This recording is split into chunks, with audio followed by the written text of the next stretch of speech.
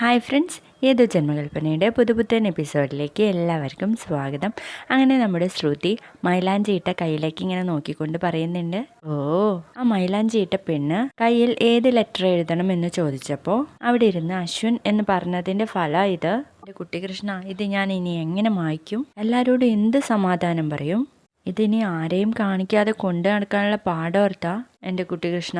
ഞാനിനി ഇത് എന്ത് ചെയ്യും എന്ന് ചോദിച്ച് നിൽക്കുമ്പോൾ ആകാശ് ചോദിക്കുന്നുണ്ട്, അല്ല എൻ്റെ അമ്മ എവിടെ പോയി? നിന്റെ അമ്മ ഞങ്ങളോട് എല്ലാവരോടും പിണങ്ങി റൂമിൽ തന്നെ ഇരിക്കുക. ഓ, ഈ അമ്മയുടെ ഒരു കാര്യം. ചായ റൂമിൽ കൊണ്ടുപോയി കൊടുക്കുക എന്ന് അഞ്ജലി പറയുമ്പോൾ, അഞ്ജലി ചേച്ചി, ആൻറ്റിക്ക് ഞാൻ ചായ കൊടുക്കുക എന്ന് പറയട്ടോ പ്രീതി. ആ പറഞ്ഞത് നല്ലൊരു ഐഡിയ ആണ്.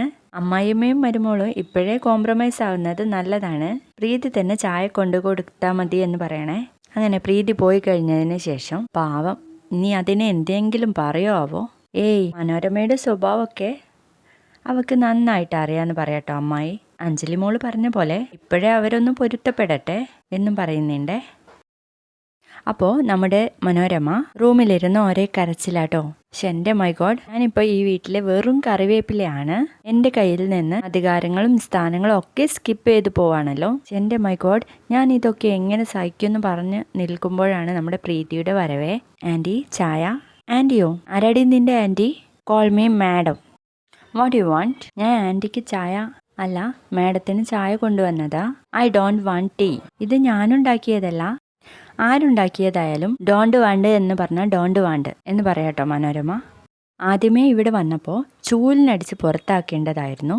അന്ന് ഞാൻ അത് ചെയ്യാത്തതുകൊണ്ട് ഇന്നീ നടന്നത്. എൻ്റെ ഓൺലി സണ്ണിനെ കയ്യും കണ്ണും കാണിച്ച് മയക്കിയെടുത്ത് എൻ്റെ മരുമകളായിട്ട് വിലസാന്ന് ഒരുത്തിയും വിചാരിക്കണ്ട.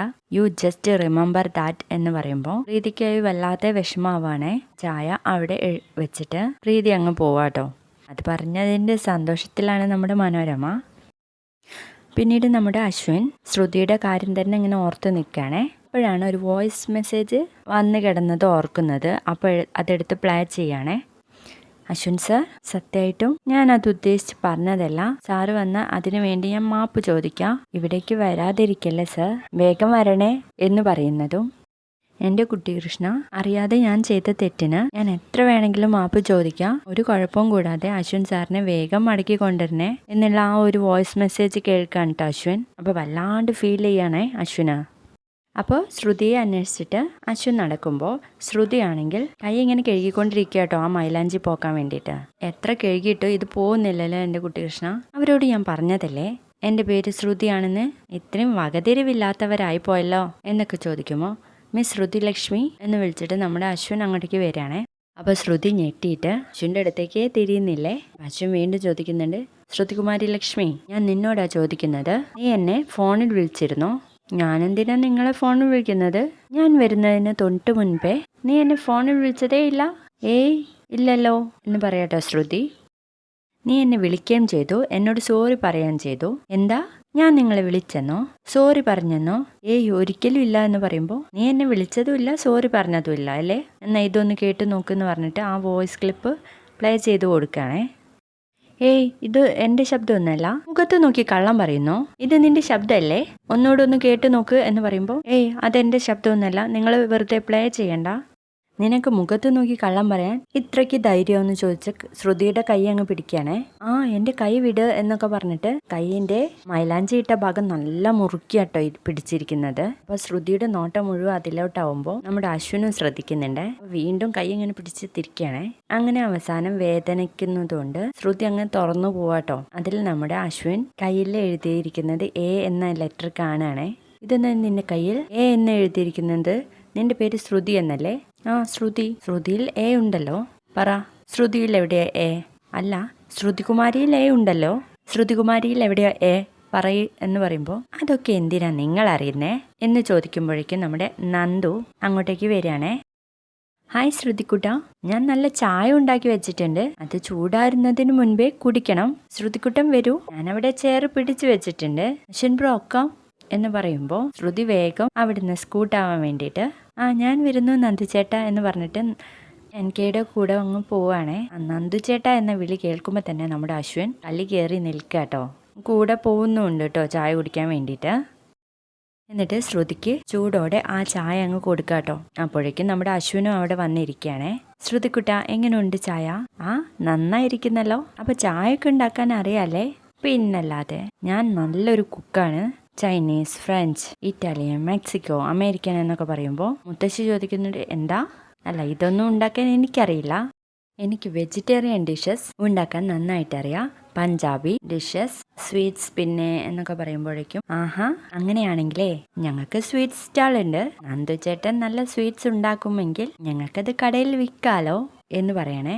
അത് കേട്ടപ്പോൾ നമ്മുടെ അശ്വിൻ അങ്ങനെ കളി പൂണ്ടിട്ട് അവിടുന്ന് എണീറ്റ് പോവാട്ടോ. അപ്പൊ അഞ്ജലി ചോദിക്കുന്നുണ്ട്, എന്താ കുഞ്ഞാ ചായ കുടിക്കാതെ എണീറ്റ് പോകുന്നത്? അത് പിന്നെ ചേച്ചി, എനിക്കൊരു കോൺഫറൻസ് മീറ്റിംഗ് ഉണ്ട് എന്ന് പറഞ്ഞിട്ട് പോവാണേ. അപ്പോഴേക്കും നമ്മുടെ മുത്തശ്ശി പറയുന്നുണ്ട്, ശ്രുതിയല്ലേ പറയാറ് എനിക്കൊരു കുശിനിക്കാരന് ആവശ്യമുണ്ടെന്ന്. കുശിനിക്കാരൻ? അതെന്താ?